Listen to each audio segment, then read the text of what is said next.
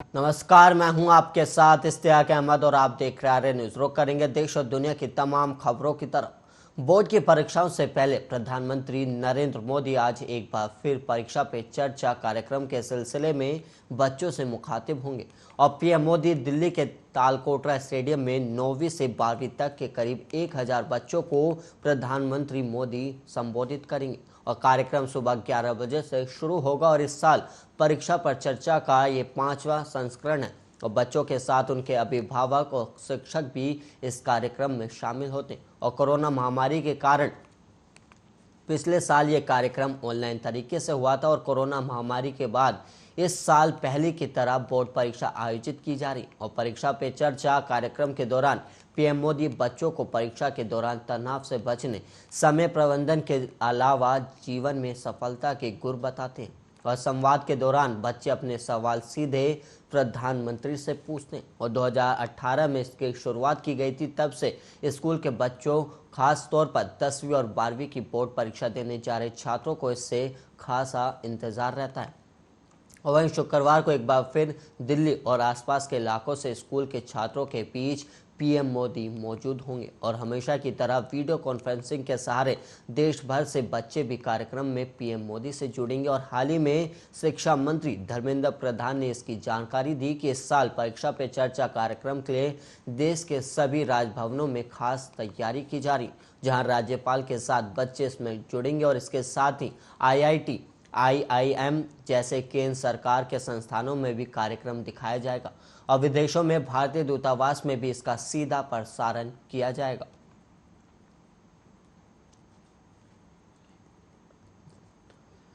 अयोध्या में राम मंदिर निर्माण का काम तेजी से चल रहा है और रामनवमी की तैयारियां भी जोरों पर है और इस बीच आज सीएम योगी आदित्यनाथ अयोध्या का दौरा करेंगे और योगी रामलला और हनुमानगढ़ी का दर्शन पूजन करेंगे और इसके बाद चैत्र रामनवमी मेले को लेकर अधिकारियों के साथ बैठक भी करेंगे। सीएम योगी अयोध्या के कुछ वरिष्ठ संतों से भी मुलाकात करेंगे और उसके बाद बलरामपुर जाएंगे, जहां वो मां पटेश्वरी देवी के मंदिर में पूजा अर्चना करेंगे और रात में वहीं पर रुकेंगे और उसके बाद सिद्धार्थनगर और वाराणसी के दौरे पर रहेंगे। और मंदिर निर्माण में कोई देरी ना हो, इसलिए जयपुर राजस्थान के कारखाने से तराशे गए पत्थर अयोध्या आने लगे और एक ट्रक में सिर्फ 5 से 6 पत्थर ही लाए जा रहे हैं, जिससे उनको कोई नुकसान ना हो। और ऐसे लगभग 2000 तराशे गए पत्थरों की खेप राम मंदिर के परिसर तक पहुंच चुकी है।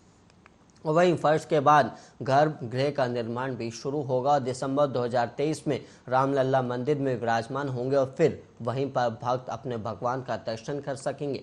और इस बीच दोबारा मुख्यमंत्री बनने के बाद योगी आज पहली बार अयोध्या का दौरा करेंगे और राम मंदिर निर्माण के बीच रामलला के अस्थायी मंदिर में नवरात्रि और रामनवमी की तैयारियों भी जोरों पर है। और नवरात्रि के मौके पर कलश स्थापना के लिए एक भक्त ने चांदी की चौकी और चरण भेंट की है, जिसका कुल वजन 12 किलो है और इसी चौकी पर नवरात्रि में कलश स्थापना की जाएगी और भक्त का नाम बाबूलाल महाजन बताया गया, जो मध्य प्रदेश के रहने वाला है।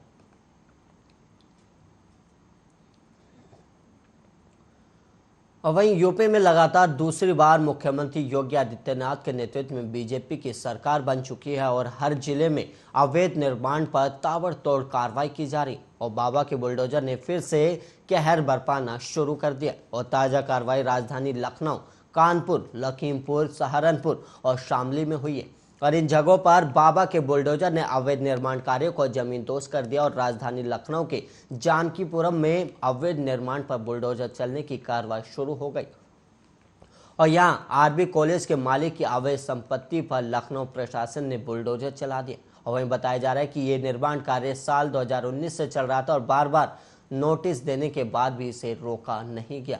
और वहीं कानपुर के कई मोहल्ले और कस्बों में अवैध कब्जा करने वालों के खिलाफ सख्त कार्रवाई करते हुए प्रशासन ने अपना बुलडोजर दौड़ा दिया और कानपुर प्रशासन ने दावा किया है कि अब तक 0.223 हेक्टेयर जमीन को अवैध कब्जे से मुक्त करा लिया गया।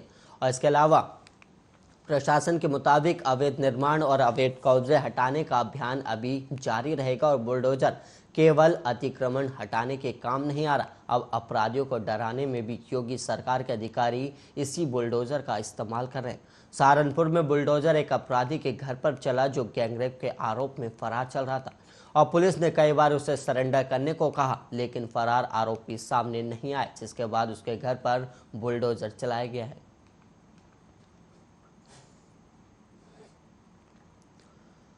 और वहीं ब्रिटेन की विदेश मंत्री लीज ट्रस ने गुरुवार को कहा कि यूक्रेन संकट के संदर्भ में भारत के साथ संबंधों को मजबूत करना पहले से कहीं अधिक महत्वपूर्ण है। और भारत दौरे पर आई ट्रस ने विदेश मंत्री एस जयशंकर से बातचीत के ठीक बाद ये टिप्पणी की। और ट्रस ने यह कहा कि यूक्रेन संकट ने समान विचारधारा वाले देशों के एक साथ काम करने की आवश्यकता पर प्रकाश डाला है। और उन्होंने कहा कि दुनिया के लिए यूक्रेन संकट के दूरगामी प्रभाव होंगे। और जयशंकर और ट्रस ने भारत ब्रिटेन संबंधों की व्यापक समीक्षा करते हुए हिंद प्रशांत क्षेत्र पर रणनीतिक ध्यान बनाए रखने की जरूरत पर जोर दिया। और जयशंकर के साथ India UK strategic futures forum को संबोधित करते हुए ट्रस ने कहा कि मुझे लगता है कि यह बहुत जरूरी है कि रूस पर प्रतिबंध लगाया जाए। और वहीं ब्रिटेन की विदेश मंत्री ने यह भी कहा कि भारत के साथ संबंधों को मजबूत करना पहले से कहीं अधिक महत्वपूर्ण है, क्योंकि हम एक अधिक असुरक्षित दुनिया में रह रहे हैं, जो हम पुतिन के यूक्रेन पर भयावह आक्रमण के मामले में देख रहे हैं। वहीं ब्रिटेन की विदेश मंत्री ने रूस की आक्रामकता का मुकाबला करने और देश पर वैश्विक रणनीति निर्भरता को घटाने के लिए एकजुटता चाहती है। और ब्रिटिश उच्चायुक्त के बयान के अनुसार उनका दौरा अगले हफ्ते होने वाली प्रमुख नाटो और G7 बैठकों से पहले हुआ है। वो वार्ता से पहले ब्रिटिश उच्चायुक्त ने एक बयान में कहा कि लीज ट्रस जयशंकर से मुलाकात के दौरान यूक्रेन पर रूस के आक्रमण को रोकने के लिए लोकतांत्रिक देशों के मिलकर काम करने के महत्व को रेखांकित करेंगे।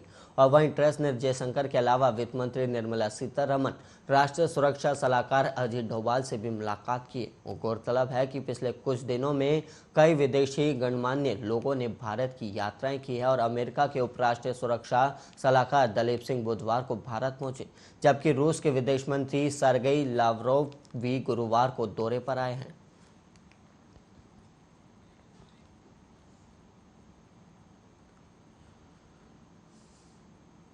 और वहीं जम्मू कश्मीर में शोपियां में सुरक्षा बलों ने एक आतंकी को मार गिराया। और गुरुवार देर शाम शोपियां में तुर्कवागम इलाके में मुठभेड़ शुरू हुई थी, जिसके बाद अब एक आतंकी के मारे जाने की खबर सामने आई।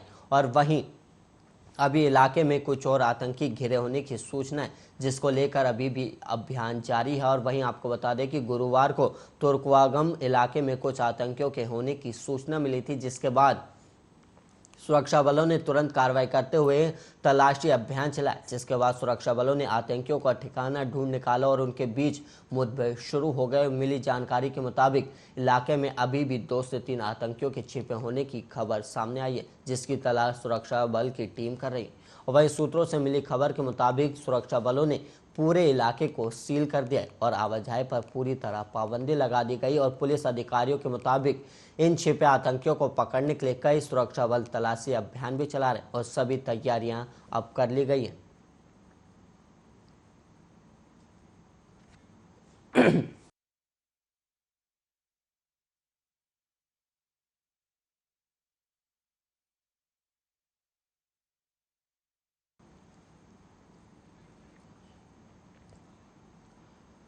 और वहीं देश की राष्ट्रीय राजधानी में यातायात के लिए नए ट्रैफिक नियम लागू कर दिए गए और नियमों के तहत अब बड़े वाहनों जैसे बसों और माल ढुलाई करने वालों को एक नए लेन में चलना होगा।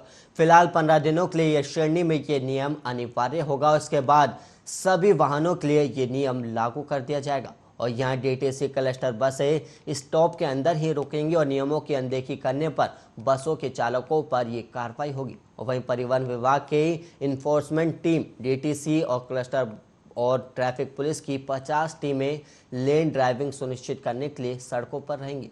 और पहले चरण में बसों को खास तवज्जो दी जाएगी ताकि लेन में चलने वाले वाहनों से आवाजाही की सुविधा को सुलभ बनाया जा सके। हालांकि लेन ड्राइविंग पर लागू होने वाली सख्ती के कारण सड़कों पर जाम की स्थिति बन सकती है। और वहीं विभागीय अधिकारियों का कहना है कि बसों की सहूलियत के लिए ही लेन और बॉक्स बनाए गए हैं, इसलिए बसों को उसी लेन में चलना होगा। और इस दौरान बसों के लिए तय लेन में अगर कोई दूसरा वाहन खड़ा किया जाता है तो उसको क्रेन से खींच लिया जाएगा ताकि ट्रैफिक में कोई दिक्कत नहीं आए।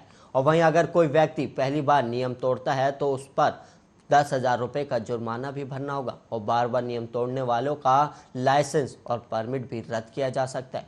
और बसों के लिए दिल्ली की सभी सड़कों पर इसे पहले चरण में लागू किए जाने की खबर है। और इन नियमों को लेकर दिल्ली के परिवहन मंत्री कैलाश गहलोत ने कहा कि अगर कोई बस चालक बस लाइन में ड्राइव नहीं करता है तो उसे पहली बार अपराध करने पर 10,000 का जुर्माना लगाया जाएगा और वहीं दूसरी बार बस चालक के खिलाफ खतरनाक तरीके से वाहन चलाने का मामला दर्ज किया जाएगा और फिर तीसरी और चौथी बार ऐसा करने पर सजा का भी प्रावधान है।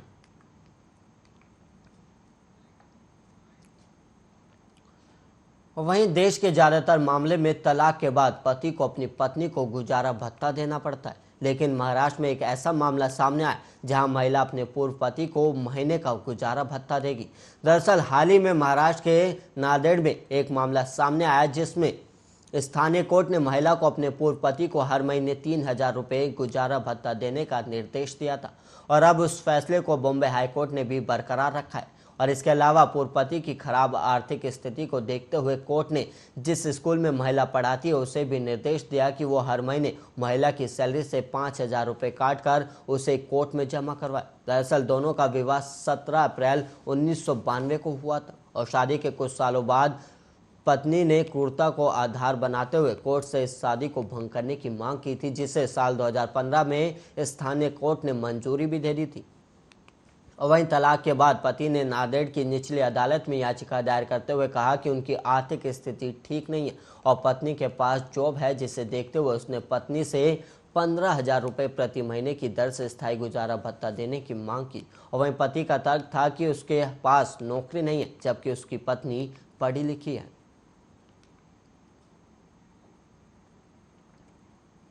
और वहीं मुंबई की महानगर पालिका ने मुंबई में अपने क्षेत्र में बिना मास्क के घूमने की छूट दे दी और ऐसा करने वालों पर जुर्माना नहीं लगाया जाएगा। और वहीं आपको बता दें कि महानगर पालिका ने गुरुवार को कहा कि 1 अप्रैल से सार्वजनिक स्थानों पर मास्क नहीं पहनने पर कोई जुर्माना नहीं लगेगा। हालांकि बीएमसी ने लोगों से स्वैच्छिक रूप से मास्क पहनने की अपील भी की क्योंकि कोविड-19 महामारी अभी पूरी तरह खत्म नहीं हुई। और वहीं बीएमसी ने एक विज्ञप्ति में कहा कि वृद्ध मुंबई क्षेत्र में अगर लोग मास्क नहीं पहनते हैं तो 200 रुपये का जुर्माना नहीं लगेगा। और महाराष्ट्र में अनिवार्य रूप से मास्क लगाने समेत कोविड-19 से संबंधित सभी पाबंदियों को 2 अप्रैल से खत्म कर दिया जाएगा। और सरकार ने गुरुवार को ये घोषणा की और 2 साल से ज़्यादा समय से बाद महामारी से संबंधित पाबंदियों को हटाया जा रहा है और ये काम मराठी नववर्ष गुड़ी पड़वा के दिन से किया जा रहा है जो कि 2 अप्रैल को पड़ रहा है। और स्वास्थ्य मंत्री राजेश टोपे ने पत्रकारों से कहा कि मुख्यमंत्री उद्धव ठाकरे की अध्यक्षता में हुई कैबिनेट की बैठक में ये निर्णय किया गया है। और टोपे ने कहा कि गुड़ी पड़वा से महामारी अधिनियम और आपदा प्रबंधन अधिनियम के तहत लगाई गई कोविड-19 से संबंधित सभी पाबंदियों को हटा लिया जाएगा। और उन्होंने ये भी कहा कि 2 अप्रैल से मास्क लगाना जरूरी नहीं रहेगा। और एक अलग बयान में मुख्यमंत्री ठाकरे ने आगाह किया है कि भले ही प्रतिबंध हटने जा रहा है लेकिन एक दूसरे से दूरी बनाए रखने, मास्क लगाए रखने और कोरोना वायरस रोधी टीके लगवाने की सलाह दी जाती है।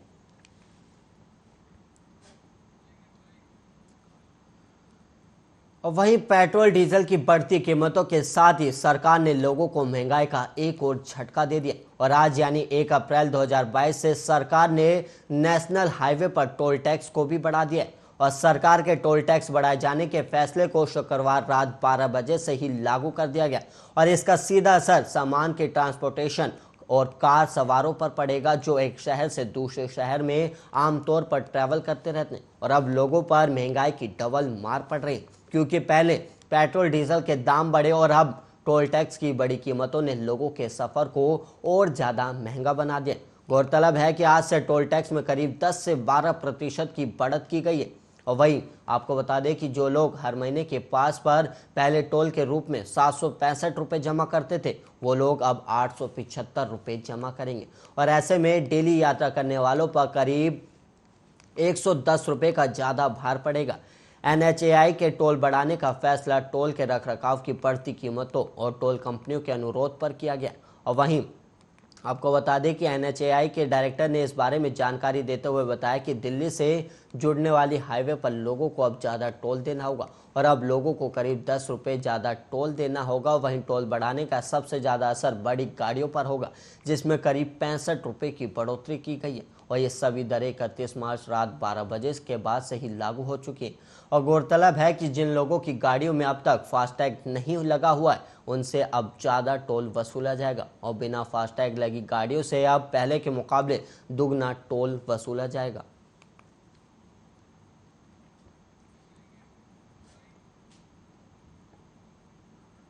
वहीं बरेली में यूरिया खाद बनाने वाली फैक्ट्री इफ्को, जो भारत सरकार के अधीन आंवला बरेली में चल रही है, वहां के गांव वालों का कहना है कि गांव वालों की जमीन को इफ्को ने अधिग्रहण कर लिया था और कहा था कि हम एक आदमी को इफ्को में नौकरी देंगे और इस आश्वासन पर ग्रामीणों ने मुआवजा लेकर अपनी जमीन को इफ्को के नाम अधिग्रहण कर दिया था।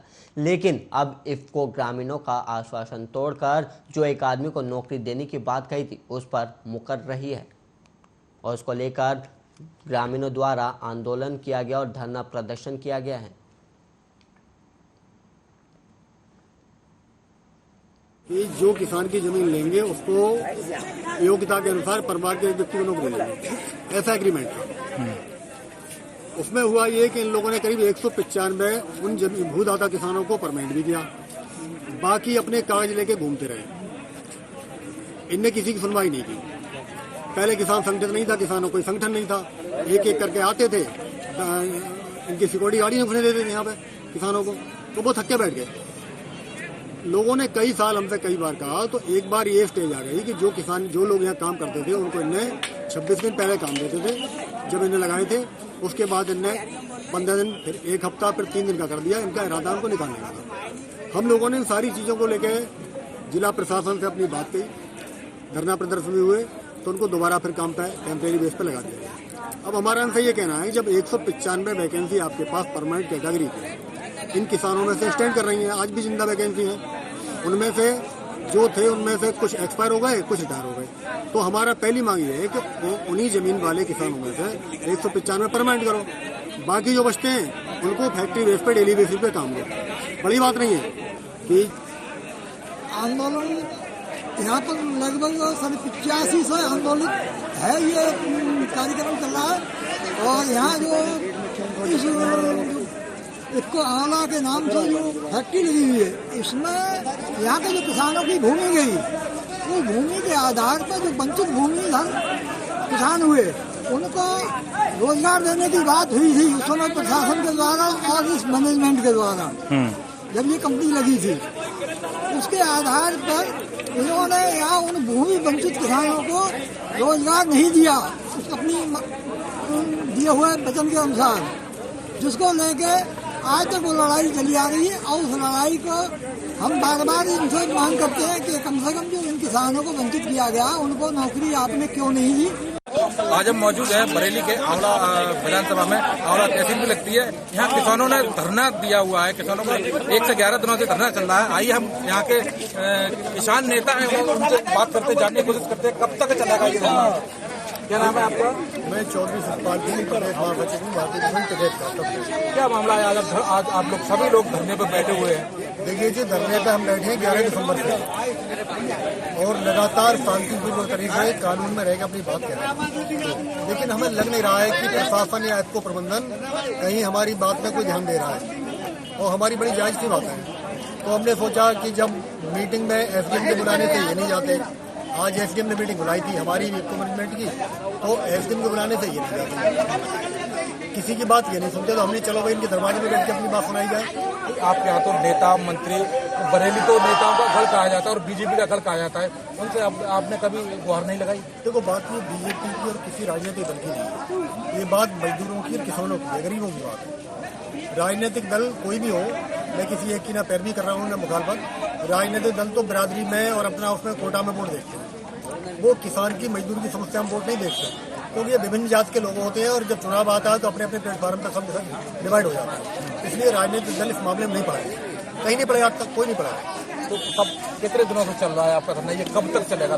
11 दिसंबर से चल रहा है, आज 111 दिन हो गए हैं और हम इनकी समस्याओं को लेके पूरा मन बना के पूरा समय लेके बैठे हैं। जितना समय चाहे इसको मैनेजमेंट लगा ले, हम इस मामले को निपटा के जाएं। एक और किसान यूनियन के नेता हमारे पास मौजूद है, उनसे भी हम जानने की कोशिश करते हैं। क्या है मामला, धरने पर बैठे हुए, कब तक चलेगा धरना? 1 से 11 दिन तो आपको 11 दिन हो चुके हैं, लेकिन जब प्रशासन ने और यहाँ के प्रशासन ने आज तक जो है कोई संज्ञान नहीं लिया, आखिर कारण वजह क्या है? ये किसान अपनी मांगे लेके बैठे हैं, या तो प्रशासन को ये चीज अवगत नहीं होती और ये बार बार अवगत लिखित में करा देते हैं अपनी मांग को, तो इसको या तो प्रशासन एक्शन ले और वो या तो ये साबित कर दे कि हमारी मांगे बिल्कुल बेकार है, मतलब हमारी मांगे जायज नहीं है। आज आप एसडीएम आंवला के पास है, क्या आश्वासन दिया है? उन्होंने आज तक ठोस आश्वासन नहीं दिया। हमें तो उनकी नीति का संदेह होता है कि वो हमेशा जो है इस पूरी बात के दबाव में रहकर उनकी बात के किसान की नहीं कहते हैं। और वहीं आपकी बात 2 अप्रैल से नवरात्रि और वहीं 3 अप्रैल से रमजान शुरू हो रहे हैं और दोनों त्योहार नवरात्रि और रमजान के साथ पड़ने से दोनों समुदाय के लोगों में अपने अपने त्योहार को लेकर उत्साह देखने को मिल रहा है और बाजारों में ग्राहकों की भारी भीड़ खरीदारी के लिए उमड़ रही है और वहीं जिससे व्यापारियों में भी उत्साह देखने को मिल रहा है। और कोरोना के कारण पिछले 2 सालों से कहीं ना कहीं निराशा का माहौल था, लेकिन आपकी बात सरकार के द्वारा पाबंदियां हटाने पर लोगों में जबरदस्त उत्साह देखने को मिल रहा है। और वहीं नवरात्रि और रमजान की तैयारियों को लेकर आर्या न्यूज की टीम ने दुकानदारों और ग्राहकों की राय जानी और क्या कुछ कहा गया ग्राहकों की तरफ से और दुकानदारों की तरफ से, देखिए आप भी। नवरात्र की तैयारियों को लेकर बाजारों में भारी भीड़ उमड़ रही है।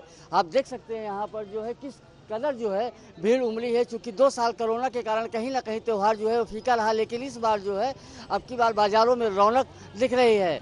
हमारे साथ एक महिला है, इनसे जानते हैं क्या खरीदारी कर रही है और किस तरह नवरात्र अपना मनाएंगे।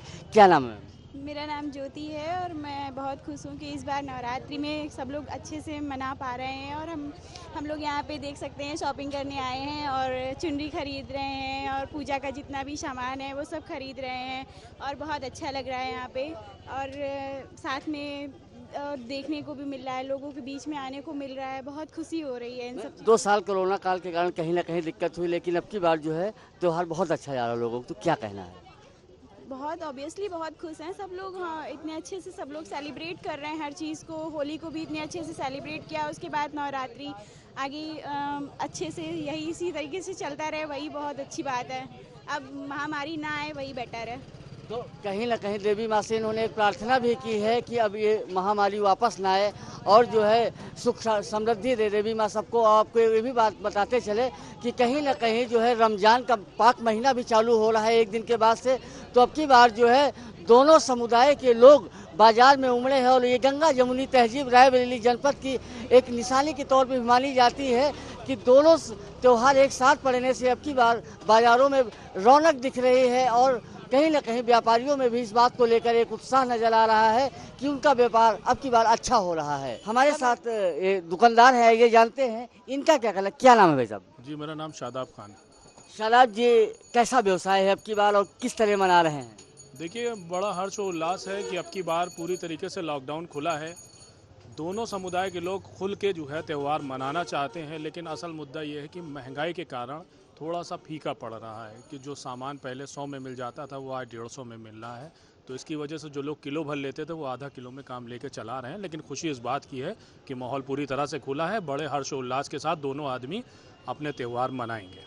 क्या लग रहा है अब की बार जो पिछले 2 साल गुजरे उससे इस बार व्यापार बढ़ने की क्या उम्मीद है? जी, पूरी उम्मीद है व्यापार बढ़ेगा। पिछले 2 साल तो कोरोना की महामारी पूरे विश्व में रही, खाली हिंदुस्तान में नहीं रही, पूरे विश्व में रही और सबने लॉकडाउन झेला है, हम लोगों ने भी झेला है। बड़ी त्रासदी थी।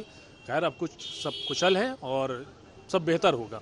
अब की बात क्या, चूँकि ये पाक महीना माना जाता है, तो अल्लाह से क्या मांगते हैं कि इसी तरह खुशहाली रहे, क्या है? देखिए, हम लोग तो अल्लाह से यही दुआ करते हैं कि हमारे देश में अमन चैन रहे, गंगा जमनी तहजीब बरकरार रहे। हम लोग सब एक साथ मिलजुल के त्योहारों को मनाएं, चाहे वो ईद हो, होली हो, दीपावली हो। हम लोग साथ में रहते हैं, एक साथ मिलकर सभी त्यौहार मनाए जाएं और सब लोग साथ रहते हैं, इसमें कोई दिक्कत नहीं। तो ये शादाब जी थे, इनकी दुकान है खजूर की। इनका कहना है कि अब की बार कहीं ना कहीं महंगाई के कारण थोड़ा सा दिक्कत आ रही है, लेकिन जिस तरह से ग्राहक जो है वो दुकानों पर आ रहे हैं तो निश्चित ही इनका व्यापार भी बढ़ने की उम्मीद है। कैमरामैन विपिन के साथ ओम शंकर शुक्ला, आर्या न्यूज, रायबरेली। और इसी के साथ इस बुलेटिन में इतना ही। देश और दुनिया की तमाम खबरों के लिए आप बने रहिए आर्या न्यूज के साथ।